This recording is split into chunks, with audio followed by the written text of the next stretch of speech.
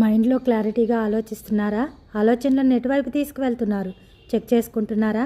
క్యారెక్టర్ని బిల్డ్ చేస్తున్నారా? ఇది అంతం కాదు, ఆరంభం మాత్రమే. మీకు తెలుసా మీరు శక్తి స్వరూపిణి అని? మీరు నమ్ముతున్నారా? మీ ఆలోచనలకి ఎలాంటి శక్తి ఉందో అది ఎలాంటి స్థితిలోనైనా వర్క్ అవుతుందని తెలుసా మీకు? అయితే ఓ చిన్న కథ చెప్తాను. సృష్టికి మూలం సతీదేవి. అలాంటి సతీదేవి దేహత్యాగం చేస్తే సాక్షాత్ పరమేశ్వరుడే తట్టుకోలేక భైరవునిగా మారి అమ్మవారిని తన భుజాల మీద తీసుకువెళ్తాడు. అలాంటి శక్తి స్వరూపాన్ని ఖండించటానికి విష్ణుమూర్తికే సుదర్శన చక్రం వాడాల్సి వచ్చింది.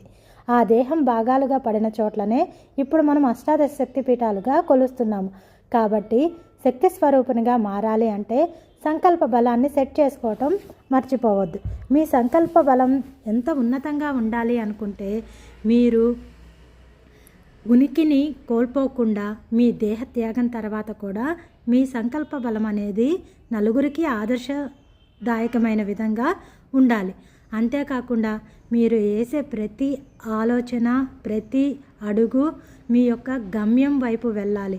అంతేకాని అర్థం లేని ఇంటర్నెట్ మాయాజాలంలో సమయాన్ని వ్యర్థం చేసుకోవద్దు. నా చిన్ని ఆడపిల్లలారా, ఆడపిల్లలందరూ కలిసి ఏకమై ఈ అంతర్జాతీయ మహిళా దినోత్సవాన్ని జరుపుకో